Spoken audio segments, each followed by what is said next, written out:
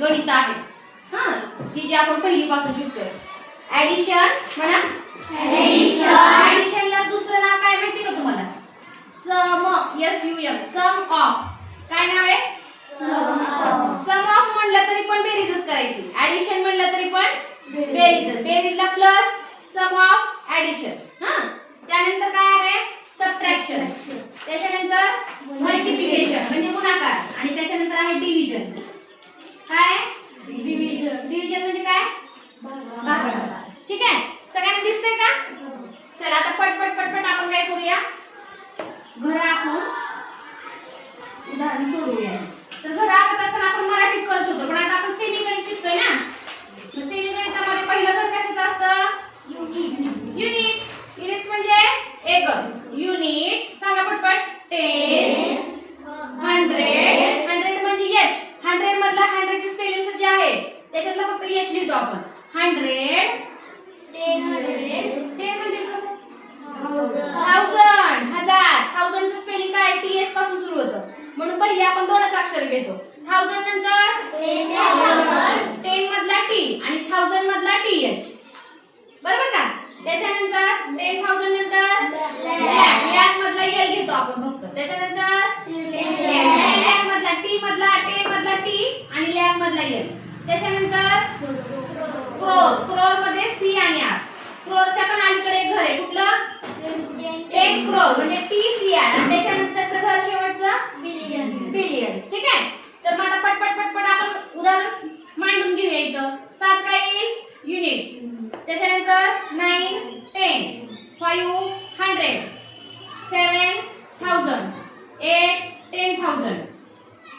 त्याच्यानंतर 9 लॅक. त्याच्यानंतर 8, 10 लॅक. ही झाली मांडणी. जसं आपण मराठीत करत होतो ना, सेम तसंच करायचं, फक्त आपण हे इंग्लिश मध्ये नाव लक्षात ठेवायचे. ओके. त्यानंतर प्लस, सम ऑफ, ऍडिशन हे चिन्ह महत्त्वाचं आहे. त्यानंतर इथलं सांगा 8 युनिट, 6, 9, 8 पटपट 6, 7, 9, 10 लॅक. करा आता याची ऍडिशन नेहमीप्रमाणे. आपलं 7 आणि 8 15. 15 5 हाच्याला 9 1 10. 10 6 16 6 हाच्याला 1. 9 5 14. 14 ने 15 5 हाच्याला 1. 7 आणि 8. 8 आणि 8 16 6 हाच्याला 1. 8 आणि 1 9. 9 6 15. 15 5 हाच्याला 9 1 10. 10 7 17 7 हाच्याला 1. 8 आणि 1 9. 9 9 18 8 हाच्याला 1 आणि क्रोर मध्ये 1. आता वाचा संख्या. डायरेक्ट जी घर आहे ती वाचायची पटपट. 1 म्हणा पटपट. 87 लॅक. 87 लॅक.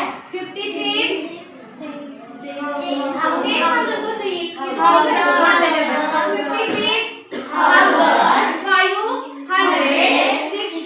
565 आलं. किती सोपं आहे ना? त्याच्यानंतर आता सबट्रॅक्शन करायचं. सेम तसंच करायचं आपल्याला. पटपट घर आखून घ्यायची. तुम्ही पण वहीत करताना असंच करायचे बाळांनो.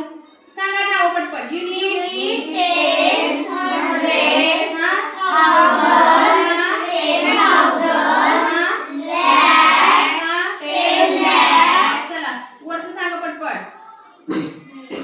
हा कुठं? 100च्या. हा चला 0 युनिट्स, 0 टेन्स, 1 100, 0 1000, 0 10,000, 0 लॅक, 0 अजून एक घर लागते इथं आहे की नाही? एक घर कुठला वाढवावं लागेल आता इथं?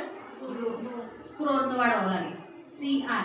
हा 9 क्रोर. चला इथल्या संख्या 9 युनिट्स, 8 10, 7 100, 8,000, 9 10,000. करा आता सबट्रॅक्शन याची. पटपट शून्यातून 9 जात नाही, म्हणून शेजारच्या घरात आलो, ह्याच्यातून पण शून्यातून काही जात नाही, म्हणून इकडच्या घरात आलो, हातचा गेला. एक मधला हातचा अगोदर इथल्या घरात घ्यायचा, इथला एक इकडे गेल्यावर किती राहिले? इथे झाले 10. 10 मधला एक हातचा इकडे दिला, इथे किती झाले? वर किती राहिले? हे महत्वाचं आहे, हे लक्षात द्या. 10 तून 9 गेला, 1 राहिला. 9तून 8 गेले, आता इथे 0. 0तून 7 जाईल का?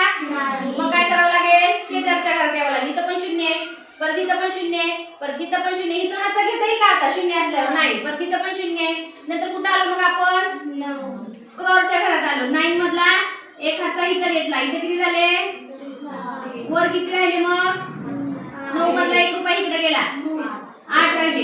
10 मधला 1 रुपया इथं दिला, किती झाले इथं? वर किती राहिले? 10 मधला 1 रुपया इथं दिला, इथं झाले 10, इथं किती राहिले? परत 10 मधला 1 रुपया इथं दिला, इथं झाले 10, इथं किती झाले? हे महत्वाचं आहे, हे जर नाही केलं तर मग चुकणार तुमचं.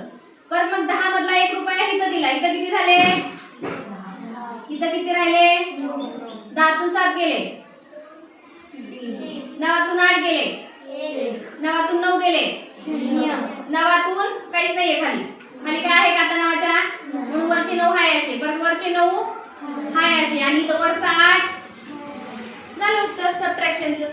हे कधी येतं? तू इकडे बाजूने जरा बसायला, किती कोपऱ्यात बसलं दिसतंय का तुला? पुढे येतं. सांगा संख्या वाचा, संख्या वाचा आता.